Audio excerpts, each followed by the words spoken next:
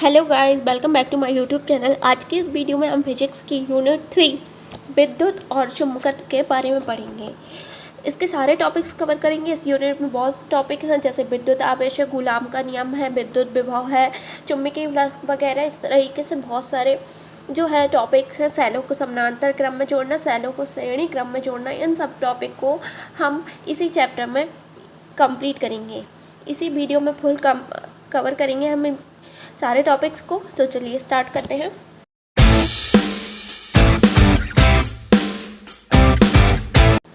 First topic है विद्युत आवेश। तो विद्युत आवेश क्या होता है कि किसी पदार्थ का वह गुण जिसके कारण उसमें विद्युत तथा चुंबकीय प्रभाव उत्पन्न होता है विद्युत आवेश कहलाता है। इसे Q से प्रदर्शित करते हैं। पदार्थ का कौन सा गुण जिसके कारण क्या हो जाए, विद्युत आवेश मतलब चुंबकीय प्रभाव और विद्युत प्रभाव दोनों उत्पन्न हो जाए, वो क्या कहलाएगा, विद्युत आवेश कहलाएगा। इसे Q से प्रेजेंट करेंगे। Q इक्वल्स टू क्या हो जाएगा, N इंटू ई हो जाएगा। N क्या है यहाँ पर, पदार्थों में इलेक्ट्रॉनों की संख्या। क्या है N यहाँ पर, पदार्थों में इलेक्ट्रॉनों की संख्या। E का मान क्या है, 1.6 इंटू 10⁻⁻19 होता है। 9 नहीं होता है, गलती से लिख गया होगा, यहाँ पर -19 होता है। कूलाम किसमें मेजर करते हैं, कूलाम। ये क्या है, इलेक्ट्रॉन पर आवेश। एक इलेक्ट्रॉन पर इतना आवेश होता है। अगला है कूलाम का नियम। कूलाम का नियम क्या कहता है कि कूलाम ने दो बिंदु आवेशों के बीच लगने वाले बल की माप की और यह पाया कि बल दोनों आवेशों के परिणामों के गुणनफल के अनुक्रमानुपाती होता है। पहले लाइन में क्या बोला उसने कि बल क्या होती है, जो दोनों आवेश हैं उनके गुणनफल के अनुक्रमानुपाती होती है, यानी Q1 और Q2 के अनुक्रमानुपाती होगा और उनके बीच की दूरी के वर्ग के क्या होगा, व्युत्क्रमानुपाती, यानी F बराबर क्या हो, प्रोपोर्शनल टू क्या हो जाएगा, 1/r² हो जाएगा। ये जो दोनों इक्वेशंस आई हमारे पास, इन दोनों इक्वेशन को अगर हम मिला दें तो हमारे पास ये इक्वेशन बन जाएगी कि F प्रोपोर्शनल टू Q1/r²। और जब हम प्रोपोर्शनल का साइन हटाते हैं यहाँ पर, तो बराबर इक्वल करके क्या लगा देंगे, हम K कांस्टेंट ले लेंगे। क्या ले लेंगे, K कांस्टेंट ले लेंगे। ये किसने बताया, कूलाम ने बताया। If Q1 equals to Q2 equals to 1 coulomb, अगर Q1 और Q2 का मान जो है 1 कूलाम ले लें, तो 1 कूलाम ले लें और R को 1 मीटर ले लें, तो F बराबर इतनी वैल्यू आ जाती है कि 9 × 10⁹ न्यूटन। यहाँ पर एक कूलाम आवेश की जो है हम परिभाषा बना सकते हैं कि एक कूलाम आवेश वह आवेश होता है जो निर्वात में 1 मीटर की दूरी पर रखे किसी परिणाम के किसी अन्य सजातीय आवेश को कितने से आकर्षित या प्रतिकर्षित करेगी। तो समान आवेश है तो प्रतिकर्षण होगा इसमें, तो 9 × 10⁹ न्यूटन बल से क्या करें, उसको प्रतिकर्षित करें। तो वहाँ पर क्या हो जाएगा, एक कूलाम आवेश की परिभाषा डिफाइन हो जाएगी। अगला है आवेश के प्रकार। तो हमें पता है कि आवेश के 2 प्रकार होते हैं, एक धन आवेश होता है, एक ऋण आवेश होता है। एक धन आवेश होता है, एक ऋण आवेश। अगला है यहाँ पर नोट है कुछ कि सजातीय आवेश जो है एक दूसरे को प्रतिकर्षित तथा विजातीय आवेश एक दूसरे को आकर्षित करते हैं।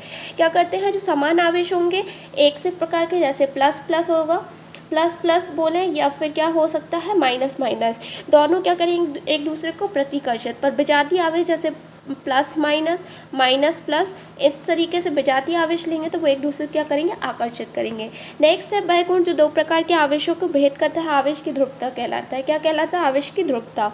अगला पॉइंट है विद्युत क्षेत्र रेखाएं। विद्युत क्षेत्र रेखाएं क्या होती हैं, तो विद्युत क्षेत्र को दर्शाने के लिए उपयोग की जाने वाली काल्पनिक रेखाएं। कैसी होती हैं रेखाएं, काल्पनिक होती हैं, जो धन आवेश से निकलती हैं और ऋण आवेश पर समाप्त होती है, और किसी बिंदु पर रेखा के स्पर्श रेखा उस बिंदु पर विद्युत क्षेत्र की दिशा बताती है। क्या बताती है, विद्युत की जो है दिशा बताएगी। यहाँ पर जो है विद्युत क्षेत्र रेखाएं क्या है, काल्पनिक है और धन आवेश निकल के ऋण आवेश तक जाती हैं, ये हमें याद रखना है।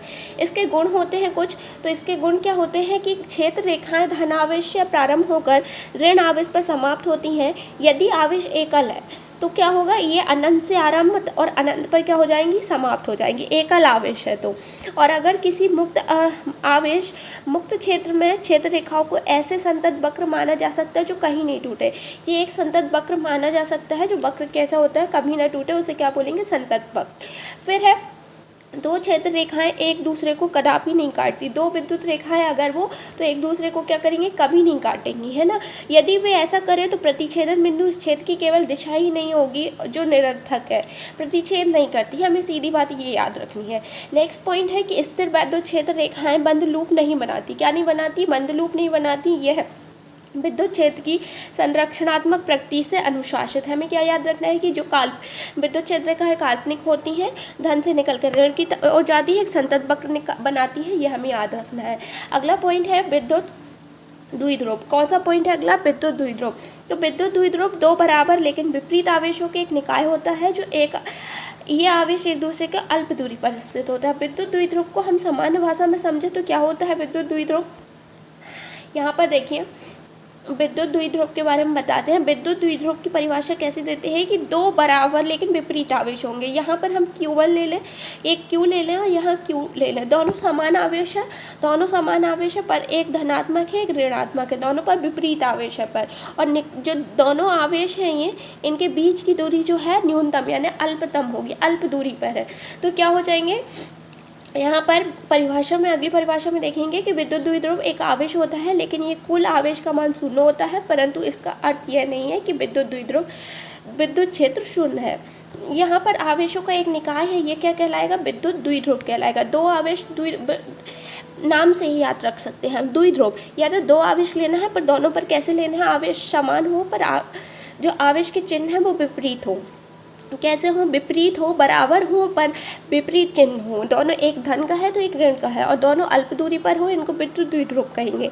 पर यहाँ पर हम एक बात नोटिस करेंगे कि यहाँ पर दोनों जो आवेश है वो विपरीत है और बराबर जो है, बराबर समान है, पर आवेश कैसे है, धनात्मक और ऋणात्मक। तो इसका मतलब ये नहीं हो जाएगा कि कुल आवेश जो शून्य हो जाएगा, परंतु यहाँ पर विद्युत क्षेत्र शून्य नहीं होगा। क्या शून्य नहीं होगा, विद्युत क्षेत्र शून्य नहीं होगा, पर विद्युत जो है आवेश शून्य हो जाएगा क्योंकि एक धनात्मक है एक ऋणात्मक है और दोनों क्या है, समान आवेश के। अगला पॉइंट है विद्युत प्लस। क्या है, विद्युत प्लस। तो विद्युत प्लस के बोलते हैं यहाँ पर कि इसकी परिभाषा है कि विद्युत क्षेत्र में स्थित किसी भी तल से अभिलंबित गुजरने वाली विद्युत बल रेखाओं की कुल संख्या को क्या बोलेंगे, विद्युत प्लस कहेंगे। जैसे कि हम यहाँ मान लें कि ये एक विद्युत क्षेत्र है, यह एक विद्युत क्षेत्र है, तो इससे गुजरने वाली जितनी भी है अनंत यहाँ विद्युत रेखाएं हो जाएंगी यहाँ पर। और विद्युत क्षेत्र बल रेखाओं की, विद्युत बल रेखाओं की कुल संख्या को क्या बोल देंगे, कुल संख्या को हम क्या बोल देंगे, विद्युत प्लस कह देंगे। और इसे फाई से प्रेजेंट करेंगे, किससे, फाई से। एक कैसी राशि है, अदिश राशि है। कैसी राशि है, अदिश राशि है विद्युत प्लस। ऐसा ही मात्रक हो जाएगा न्यूटन मीटर स्क्वायर प्रति कूलम, न्यूटन मीटर स्क्वायर प्रति कूलम। फाई से प्रेजेंट करेंगे यहाँ पर। इसके ये सूत्र लिए हैं, ये लिमिट के फॉर्म में है और ये कॉस के फॉर्म में है। यदि विद्युत बल रेखाएं क्षेत्रफल पर लंबवत गिरती हैं तो फ्लक्स का मान अधिकतम होगा। लंबवत कैसे गिरेंगी कि थीटा का मान कितना हो जाएगा, 90 डिग्री हो जाएगा। तो कैसी हो जाएंगी, इनका विद्युत फ्लक्स अधिकतम हो जाएगा। कैसा हो जाएगा, अधिकतम हो जाएगा। अगला टॉपिक है विद्युत विभव। अगला टॉपिक है हमारे पास विद्युत विभव। किसी इकाई धनावेश को अनंत से किसी बिंदु तक लाने में जितना कार्य करना पड़ता है उसे क्या बोलेंगे, बिंदु का विद्युत विभव। हमें क्या बोल रहा है कि इकाई धनावेश। इकाई धनावेश यानी जो हमारे पास एक धनावेश ले लेते हैं हम यहाँ पर Q पॉजिटिव। क्या ले लेते हैं, Q पॉजिटिव। एक धनावेश है, इसे हम कहाँ से लेके आ रहे हैं, हमें लेके आना है, ये मान लेते हैं हम अनंत पर है। कहाँ है, अनंत पर। अनंत से हम कहाँ लाना है, एक बिंदु, ये बिंदु मान लेते हैं। हमें इस अनंत से इस बिंदु तक लेके आना है। तो यहाँ तक हम लाने में जितना कार्य करेंगे, क्या करेंगे, कार्य करेंगे, वो विद्युत विभव कहलाएगा। क्या कहलाएगा, विद्युत विभव कहलाएगा यहाँ पर। इसकी दूसरे शब्दों में परिभाषा क्या है कि किसी बिंदु पर स्थित इकाई बिंदुत्व धन आवेश से संग्रहित वैद्युत स्थितिज ऊर्जा उस बिंदु के विद्युत विभव के बराबर होती है। ये डेफिनेशन जो है थोड़ी सी टफ है, इसको जो है हम सामान्य भाषा में इस तरीके से बोलते हैं कि किसी भी जो है अनंत धन आवेश को अनंत से कहाँ लेके आना है, एक बिंदु तक लाने में जितना कार्य कर रहे हो उसको क्या बोल रहे हैं, विद्युत विभव। ये याद रखिएगा आप। संकेत क्या है इसका, फाई और फाई ई और वोल्ट बी से रिप्रेजेंट करते हैं। इसका ऐसा ही मतलब क्या हो जाएगा, वोल्ट। क्या हो जाएगा, वोल्ट हो जाएगा। अगला पॉइंट है हमारे पास धारिता। क्या है, धारिता। तो किसी चालक की विद्युत धारिता उस चालक की विद्युत आवेश का संग्रहण करने के लिए आवेश दिया जाता है। तो उसका विद्युत विभव भी में वृद्धि हो जाती है। क्या करते हैं, धारिता क्या होती है यहाँ पर हमने जो है यहाँ पर धारिता को कैसे डिफाइन किया है कि किसी चालक की विद्युत धारिता उस चालक के विद्युत आवेश का संग्रहण करने के लिए एक आवेश दिया जाता है और उसका विद्युत विभव भी में वृद्धि हो जाती है। हम किसी को क्या करें, आवेश दिया जाए, किसी भी चालक को आवेश दें और उसका क्या हो जाए, विद्युत विभव भी में वृद्धि हो जाए, यानी क्यू जो प्रोपोर्शनल टू क्या हो जाएगा, भी हो जाएगा, यानी कि जो भी में वृद्धि होगी तो यहाँ पर उसकी धारिता भी बन जाएगी और आवेश में भी वृद्धि हो जाएगी तो यहाँ पर Q इक्वल्स टू C भी आ जाएगा और C एक कांस्टेंट है यहाँ पर जो क्या है, एक नियतांक। इसे क्या बोलते हैं हम, विद्युत धारिता। क्या बोलते हैं, विद्युत धारिता। नोट, C का मान चालक के आकार, समीपवर्ती माध्यम तथा पास के अन्य चालकों की उपस्थिति पर निर्भर करता है। किस अन्य चालकों की उपस्थिति पर भी निर्भर करेगा। यदि यहाँ से हम इसकी विद्युत धारिता निकाल रहे हैं तो अगर यहाँ पर कोई अन्य चालक है तो उस पर भी निर्भर करेगा। इसी प्रकार किसी चालक के विद्युत धारिता चालक को दिए गए आवेश तथा चालक के विभव में होने वाली वृद्धि के अनुपात को कहते हैं। C इक्वल्स टू क्या हो जाता है, चालक को देने वाले देखो आवेश और चालक में होने वाले विभव यानी Q अपॉन V के अनुपात को भी क्या बोलते हैं हम, धारिता। ऐसा ही मात्रक क्या हो जाएगा, कूलाम वोल्ट, कूलाम प्रति वोल्ट, या इसे हम क्या बोल सकते हैं, फैराडे, फैराडे F। विद्युत धारिता एक अदिश राशि है। कैसी राशि, अदिश, जिसका मान सदैव धनात्मक होता है क्योंकि चालक का आवेश तथा इसके कारण विभव परिवर्तन का चिन्ह जो है समान रहेगा। यदि चालक में धन आवेश है तो विभव भी धनात्मक रहेगा और अगर ऋण आवेश है तो ऋण में रहेगा।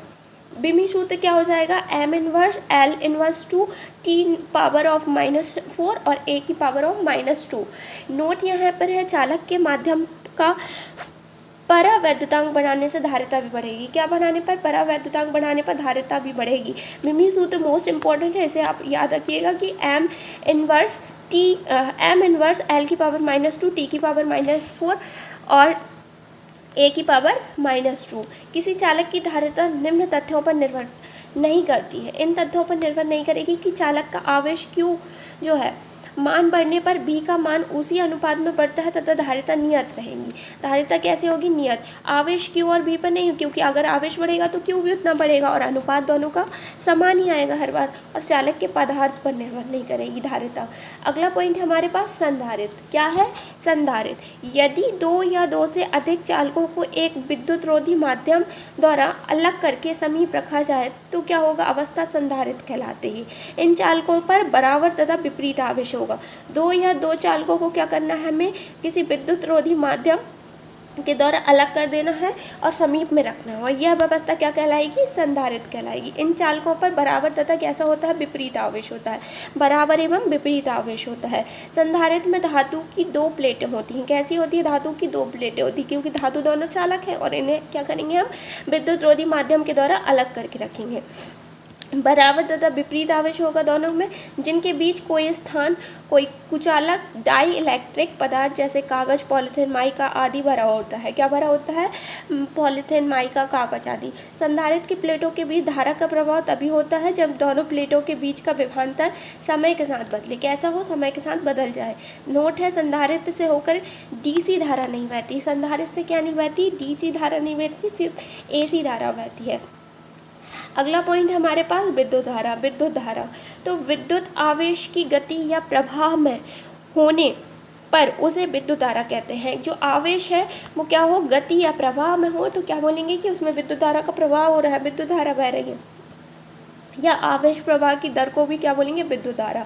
तो ऐसा ही मात्रक हो जाएगा कूलाम प्रति सेकंड, और जो इसका सूत्र हो जाएगा I बराबर Q/T, क्योंकि क्या है, आवेश प्रवाह की दर है तो Q/T का जो है अनुपात क्या हो जाएगा, विद्युत धारा। और ऐसा ही मात्रक कूलाम प्रति सेकंड। विभवांतर के अधीन किसी चालक के आवेश प्रवाह की दर विद्युत धारा कहलाएगी। कूलाम प्रति सेकंड को क्या बोल सकते हैं, एम्पियर। क्या बोलते हैं, एम्पियर। अगला है चालक। चालक वे पदार्थ होते हैं जो आसानी से विद्युत धारा को क्या होने देते हैं, प्रवाहित होने देते हैं। जैसे कि धातु है, धातु सबसे अच्छी चालक होती है। उदाहरण के लिए तांबा, सोना, चांदी, एल्यूमिनियम। और चांदी जो है सर्वाधिक विद्युत की चालक होती है। नोट, चालकों में मुक्त इलेक्ट्रॉन होते हैं जो आसानी से गति कर सकते हैं और विद्युत धारा का संचालन करते हैं। मुक्त इलेक्ट्रॉन होते हैं इसमें। अगला पॉइंट है कुचालक। वे पदार्थ जिनमें विद्युत धारा का प्रभाव नहीं होता या विद्युत कम होता है, कुचालक कहलाते हैं। जैसे प्लास्टिक, रबर, कांच, लकड़ी आदि, इनमें विद्युत धारा का प्रभाव नहीं होगा, ये कुचालक कहलाएंगे। कुचालक में इलेक्ट्रॉन आसानी से गति नहीं करते हैं, इसलिए क्या होंगे, ये विद्युत का संचालन नहीं कर पाएंगे। अगला टॉपिक है हमारे पास ओम का नियम। क्या है ओम का नियम? यदि किसी चालक की भौतिक अवस्था जैसे ताप, यांत्रिक विकृति आदि में परिवर्तन ना हो तो उसमें बहने वाली धारा चालक के सिरों के बीच लगाए गए विभवांतर के अनुक्रमानुपाती होती है। ओम ने क्या बताया कि यदि किसी चालक की भौतिक अवस्था में क्या ना हो, परिवर्तन ना हो, तो उसके जो चालक है, अगर किसी तार में विद्युत धारा बह रही है, हम यहाँ पर क्या मान लेते हैं, एक तार मान लेते हैं, ये एक तार है, तो इसके दोनों सिरों पर एक सिरा ये है और एक सिरा ये है, दोनों सिरों के बीच जो है लगने वाले विभवांतर, जो लगाया गया विभवांतर भी है, वो क्या हो जाएगा, धारा के अनुक्रमानुपाती हो जाएगा, यानी भी प्रोपोर्शनल टू आई हो जाएगा। और यहाँ पर एक कांस्टेंट आएगा आर, भी equals to I R. R एक अनुपातिक स्थिरांक नियतांक है, जिसे क्या बोलेंगे, चालक का प्रतिरोध। क्या बोलेंगे, चालक का प्रतिरोध। यहाँ से हम आर का भी सूत्र निकाल सकते हैं कि आर बराबर भी अपॉन आई। ओम का नियम केवल धात्विक चालकों के लिए सत्य होता है। मात्रक क्या हो जाएगा, ओम हो जाएगा, क्योंकि ओम ने दिया था ये नियम, उन्हीं के नाम पर ओम जो है इसका मात्रक हो जाएगा। सीमाएं हैं, यह केवल उन पदार्थों पर लागू होता है जो ओमीय होते हैं, अर्थात जिनका प्रतिरोध तापमान के साथ स्थिर होता है।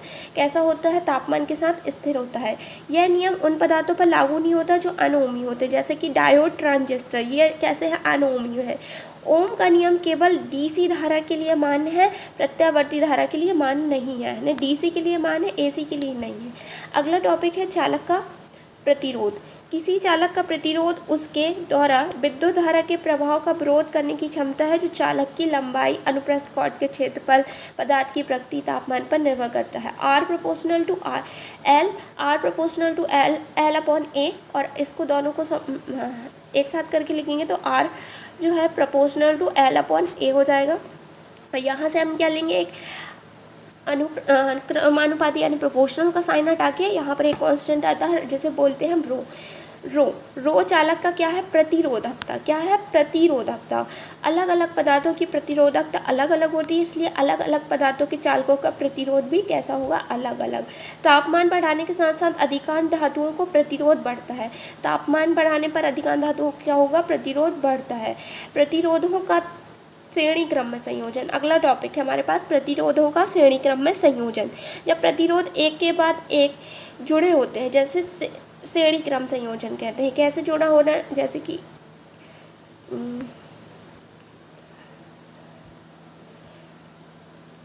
यहाँ पर एक प्रतिरोध है, फिर उसके बाद ये है, फिर यहाँ है, इसे क्या बोलते हैं, श्रेणी क्रम बोलते हैं। एग्जाम्पल के लिए माना R1, R2, R3 प्रतिरोध श्रेणी क्रम में जुड़े हैं, तो कुल प्रतिरोध क्या हो जाएगा, R बराबर R+1, R+2, R+3। विशेषताएं क्या हो जाएगी इसकी, श्रेणी क्रम के में जुड़े प्रतिरोधों में से प्रत्येक में समान धारा प्रवाहित होगी। प्रत्येक में कैसी धारा प्रवाहित होगी, समान धारा। कुल प्रतिरोध प्रतिरोधों के मानों के योग के बराबर होगा, और कुल विभवांतर प्रत्येक प्रतिरोध पर विभवांतर के योग के बराबर होगा।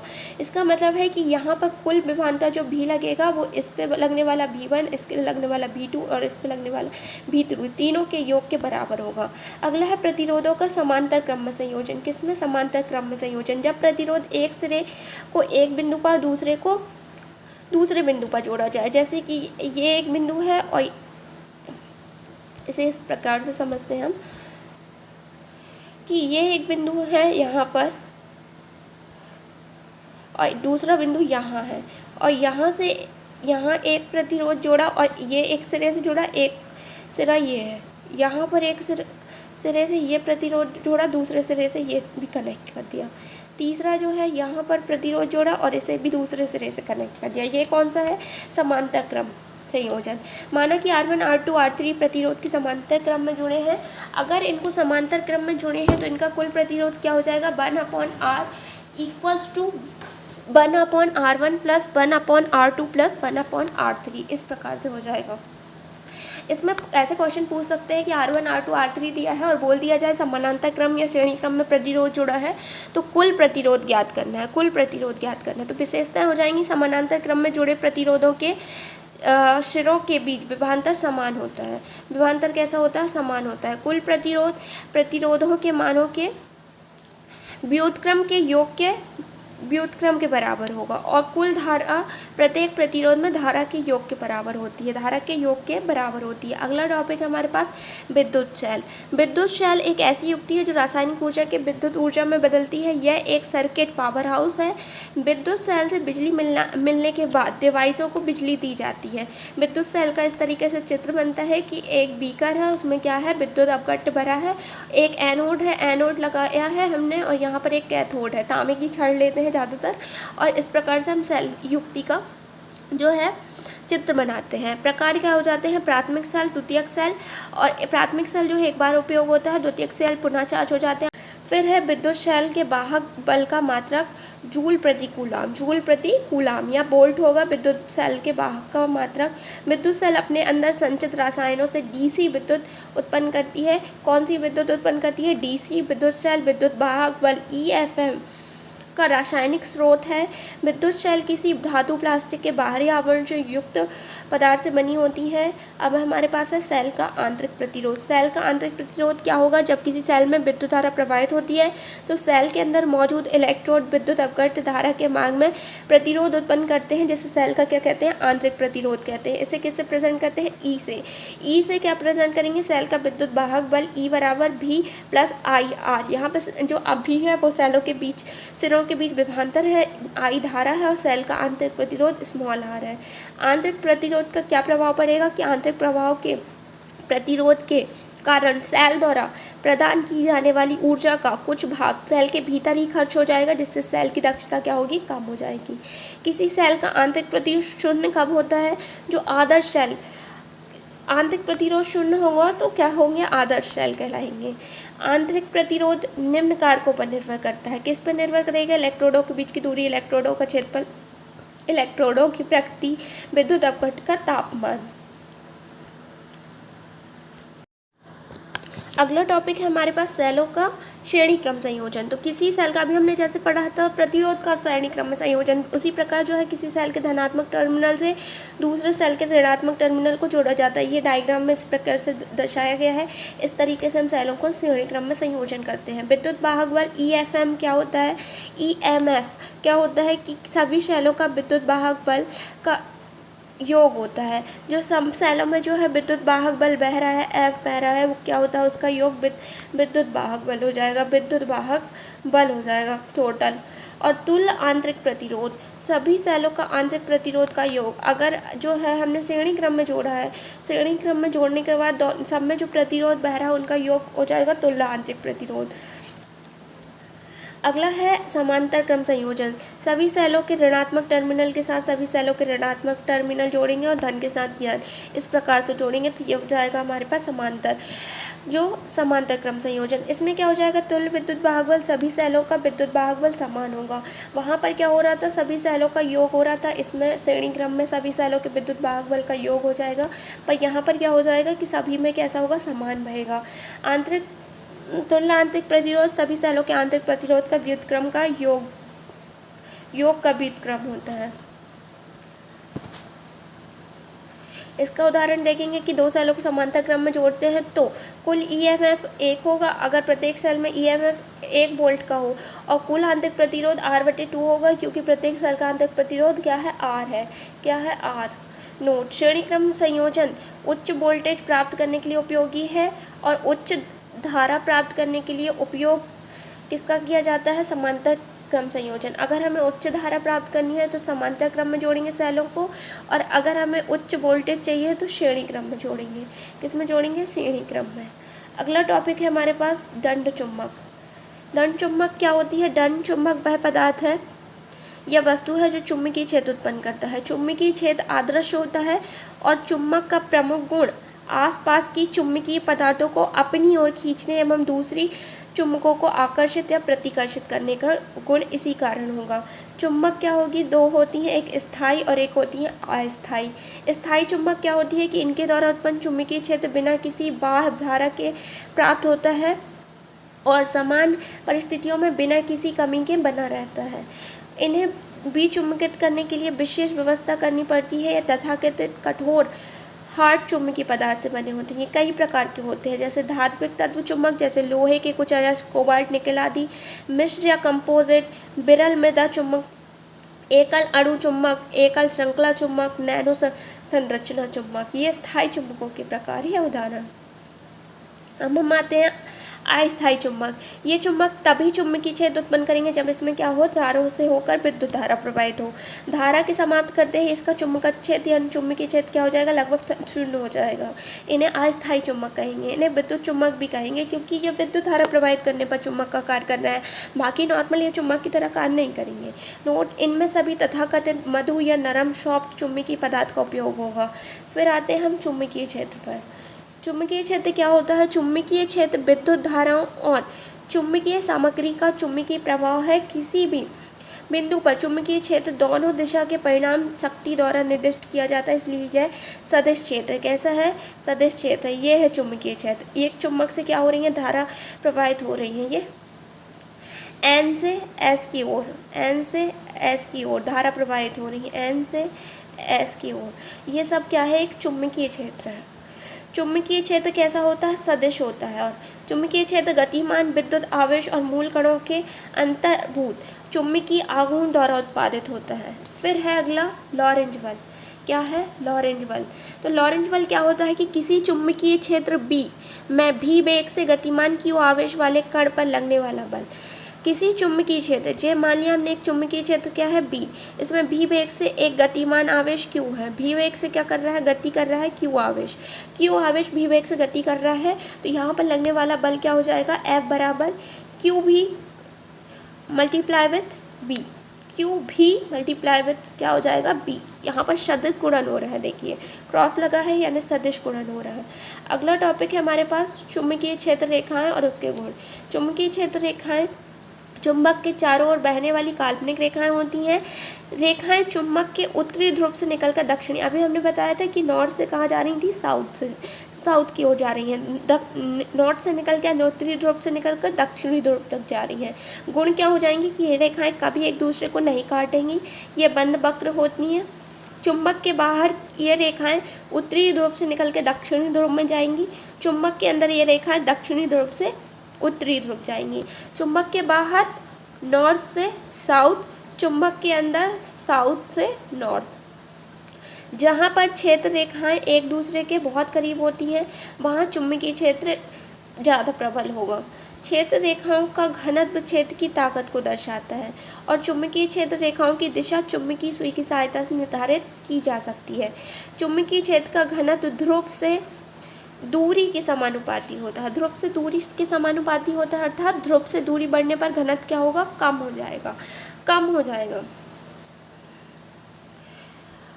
विद्युत धारा के चुंबकीय प्रवाह। विद्युत धारा का चुंबकीय प्रवाह। विद्युत धारा का चुंबकीय प्रवाह क्या है कि विद्युत धारा का चुंबकीय प्रवाह एक ऐसा प्रवाह है जिसमें किसी चालक में विद्युत धारा प्रवाहित होने पर उसके चारों ओर चुंबकीय क्षेत्र उत्पन्न हो जाता है। जैसे कि हम तार है, तार की कुंडली है इस प्रकार की, और उस पर क्या करें, हम विद्युत धारा प्रवाहित करें तो उनमें एक चुंबकीय क्षेत्र उत्पन्न हो जाएगा। उदाहरण के लिए जब किसी तार में विद्युत धारा प्रवाहित की जाती है, तार के आसपास रखी चुंबकीय सुई विक्षेपित हो जाती है। इसकी खोज किसने की थी? इसका पता सबसे पहले ऑरस्टेड ने लगाया था। किसने लगाया था? ऑरस्टेड ने। उदाहरण, विद्युत धारा का चुंबकीय प्रभाव विद्युत और चुंबकत्व के बीच के संबंध को दर्शाता है, अर्थात विद्युत धारा चुंबकीय क्षेत्र उत्पन्न कर सकती है। ऑरस्टेड का प्रयोग क्या था? जब किसी चालक तार में विद्युत धारा प्रवाहित होती है तो उसके चारों ओर चुंबकीय क्षेत्र उत्पन्न हो जाता है, जिससे कंपास सुई क्या हो रही थी? विक्षेपित हो रही थी। ये ऑरस्टेड का प्रयोग था, इसलिए उसने क्या बताया? इसकी खोज का श्रेय उन्हीं को दिया जाता है, चुंबकीय प्रभाव का, विद्युत चुंबकीय प्रभाव। एक समान चुंबकीय क्षेत्र में गतिमान आवेश पर लगने वाला बल। एक समान चुंबकीय क्षेत्र में लगने वाले आवेश पर लगने वाला जो बल क्या होगा कि आवेश के वेग भी और चुंबकीय क्षेत्र के क्रॉस उत्पादन को क्या बोलेंगे? लॉरेंज बल भी कहीं अब भी हमने पढ़ा था और बताया था। क्रॉस मल्टीप्लिकेशन है तो यहाँ पर क्रॉस मल्टीप्लिकेशन में क्यू भी बी साइन थीटा आ जाएगा। एफ क्या होगा? लॉरेंज बल। क्यू आवेश की मात्रा, भी चुंबकीय जो आवेश का वेग है, बी क्या हो जाएगा? चुंबकीय क्षेत्र की तीव्रता। नोट, बल की दिशा वेग और चुंबकीय क्षेत्र B के क्रॉस उत्पाद की दिशा होती है, जो दाएं हाथ के नियम से निर्धारित होती है। किससे होती है? दाएं हाथ के नियम से निर्धारित होगी। जब आवेश चुंबकीय क्षेत्र के लंबवत दिशा में गति करेगा तो बल का मान अधिकतम होगा। आवेश अगर क्या हो? लंबवत हो चुंबकीय क्षेत्र में, तो बल का मान अधिकतम हो जाएगा। लॉरेंज बल आवेशित कण की गति को बदल सकता है, लेकिन इसकी गतिज ऊर्जा को नहीं। आवेशित कण की गति को तो बदल देगा, पर गतिज ऊर्जा नहीं बदल पाएगी। जब आवेश की गति की दिशा चुंबकीय क्षेत्र के समानांतर होती है तो लगने वाला बल कैसा होगा? शून्य। समानांतर होगी यानी जीरो कोण बनेगा, और साइन जीरो का मान क्या होता है? जीरो। और लंबवत होगी तो साइन 90 होता है, 90 डिग्री का कोण बनता है ना लंबवत में, तो क्या हो जाएगा? 1। तो सर्वाधिक 90 डिग्री पर लंबवत और शून्य कब होगी? 0 डिग्री यानी समानांतर होने पर। एक समान चुंबकीय क्षेत्र में धारावाही चालक पर लगने वाला बल धारा I, चालक की लंबाई L, चुंबकीय क्षेत्र B और धारा तथा चुंबकीय क्षेत्र के बीच के कोण थीटा पर निर्भर करता है, जिसे इस सूत्र से प्रेजेंट करते हैं, F बराबर ILB साइन थीटा। बल की दिशा फ्लेमिंग के बाएं हाथ के नियम से निर्धारित होगी। जब धारा और चुंबकीय क्षेत्र पर एक दूसरे के लंबवत 90 डिग्री हो तो बल अधिकतम होगा। जब धारा और चुंबकीय क्षेत्र एक दूसरे के समानांतर θ=0 तो बल न्यूनतम यानी शून्य होगा। फ्लेमिंग के बाएं हाथ का नियम क्या बोलता है? बाएं हाथ की तर्जनी को चुंबकीय क्षेत्र की दिशा में, मध्यमा को धारा की दिशा में और अंगूठे को बल की दिशा में इस प्रकार फैलाएं कि तीनों क्या हो जाए? परस्पर। तर्जनी किसकी दिशा बता रही? चुंबकीय क्षेत्र की दिशा। मध्यमा विद्युत धारा की। अंगूठा जो है बल की दिशा बता रहा है ना। तो यहाँ पर क्या हो जाएगा? ये फ्लेमिंग के बाएं हाथ के नियम का उपयोग मोटरों के लिए किया जाता है। किसके लिए? मोटरों के लिए। विद्युत धारा DC, विद्युत मोटर DC एक इलेक्ट्रॉनिक मशीन जो विद्युत ऊर्जा को यांत्रिक ऊर्जा में बदलती है। किस में बदलती है? यांत्रिक ऊर्जा। यह डायरेक्ट करंट से चलती है। DC मोटरों का इस्तेमाल कई तरह के उपकरणों में किया जाता है, जैसे कि ट्रेन, लिफ्ट, वैक्यूम क्लीनर और फर्श पॉलिशिंग मशीन। DC के फायदे क्या होते हैं? इनमें उच्च स्टार्टअप पावर और टॉर्क होता है। ये बड़े प्रारूप वाले बाईपास सिस्टम जैसे भारी भार को संभाल सकते हैं। इनमें शुरू करने रोकने के लिए तेज प्रतिक्रिया समय होता है। इनमें दिशा भी बदली जा सकती है। अगला टॉपिक है विद्युत चुम्बकीय प्रेरण। किसी चालक को किसी परिवर्ती चुंबकीय क्षेत्र में रखने पर उस चालक के सिरों के बीच विद्युत वाहक बल उत्पन्न होगा। किसी चालक को किसी परिवर्ती चुंबकीय क्षेत्र में रखने पर चालक के सिरों के बीच विद्युत वाहक बल उत्पन्न होता है। इसे विद्युत चुम्बकीय प्रेरण कहते हैं। क्या कहते हैं? विद्युत चुम्बकीय प्रेरण। यहाँ पर कोई क्या है? परिवर्ती विद्युत क्षेत्र है, चुंबकीय क्षेत्र है। इसके में हम किसी चालक को रखेंगे और इसके सिरों के बीच किसी चालक को रखेंगे, तो उसके सिरों के बीच क्या हो जाए? विद्युत वाहक बल उत्पन्न हो जाए तो उसको चुंबकीय प्रेरण कहेंगे। खोज किसने की थी?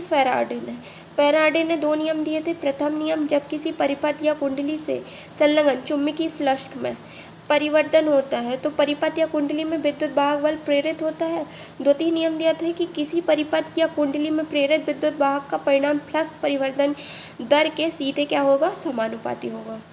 अगला नियम है लेंज का नियम।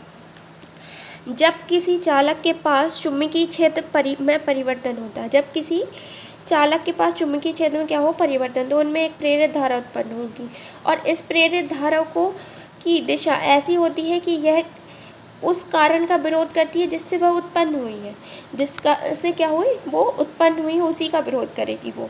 इसे किसने बताया था? लेंज ने, इसलिए इसे लेंज का नियम कहते हैं। अगला टॉपिक है ऊर्जा संरक्षण।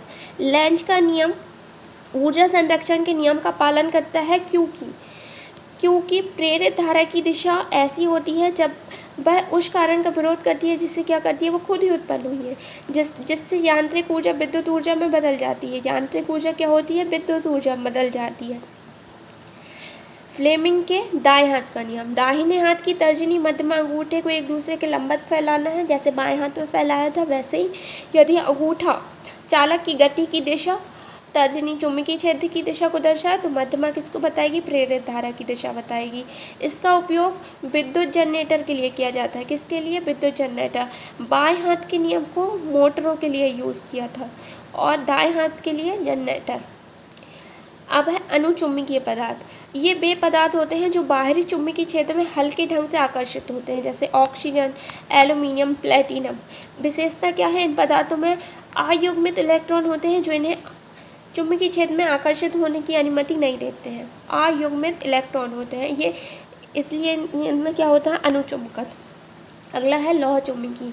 ये वे पदार्थ जो बाहरी चुंबकीय क्षेत्र के प्रबल रूप से आकर्षित हो जाएंगे, जैसे लोहा, निकिल, कोबाल्ट। विशेषता क्या हो जाएंगी, पदार्थ में डोमेन होते हैं जो छोटे चुंबकीय क्षेत्र में होते हैं, जो एक ही दिशा में संरेखित होते हैं, जिससे प्रबल चुंबकीय रूप में व्यवहार करते हैं। अगला टॉपिक है प्रतिचुंबकीय पदार्थ। ये वे पदार्थ होते हैं जो बाहरी चुंबकीय क्षेत्र में हल्के ढंग से प्रतिकर्षित हो, जैसे तांबा, सोना, पानी।